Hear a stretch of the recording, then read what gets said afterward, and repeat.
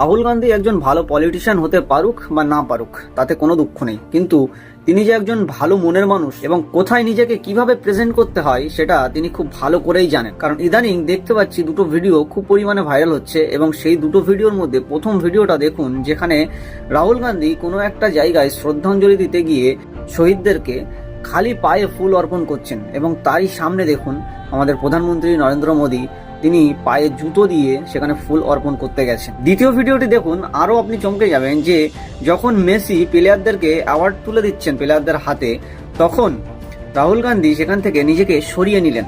এটা ভদ্রতা। সেখানে দেখা যাচ্ছে যে রাহুল গান্ধীকে একজন ম্যাডাম তিনি আগে যেতে বলছেন, পাশে যেতে বলছেন, কিন্তু রাহুল গান্ধী সেখানে গেলেন না। কারণ তিনি ভালো করেই জানেন যে ওই জায়গাটি প্লেয়ারদের জায়গা, প্লেয়ারদের একটা মহল, সেখানে নিজেকে এন্ট্রি করিয়ে কোনো লাভ নেই। বন্ধুগণ, এই ভিডিওটি সেই সব নেতাদেরকে দেখা উচিত বা সেই সব মানুষদেরকে দেখা উচিত যেসব মানুষরা একটা ফটো তোলার জন্য নিজেদেরকে আগে নিয়ে চলে আসে। কাউকে একটা কম্বল হোক বা দুটো কলা হোক বা যে কোনো জিনিস দেওয়ার আগে তারা একটা ফটো তোলে আগে, তারপরেই সেই জিনিসটা দেয়, বা একটা ভিডিও করে তারপরেই সেই জিনিসটা দেয় তাকে। প্রত্যেকটা জায়গায় এই ধরনের ব্যক্তিরা নিজেদেরকে ফ্রেমে রাখার চেষ্টা করে, ফ্রেমে থাকার চেষ্টা করে। যেখানে অন্যদেরকে সুযোগ দেওয়া উচিত সেখানে সবসময় নিজেরাই ঢুকে যাওয়ার চেষ্টা করে, সেখানে আগে যাওয়ার চেষ্টা করে। যাই হোক বন্ধুগণ, রাহুল গান্ধীকে নিয়ে এই যে দুটো ভিডিও বা পোস্ট ভাইরাল হয়েছে বা খুব পরিমাণে চর্চায় আছে, কেননা রাহুল গান্ধী, মানুষ এটা বলছে যে রাহুল গান্ধী কতটা হাম্বল একজন মানুষ, কতটা ভালো মনের একজন মানুষ। ইন্টারনেটে খুবই প্রশংসা করা হচ্ছে।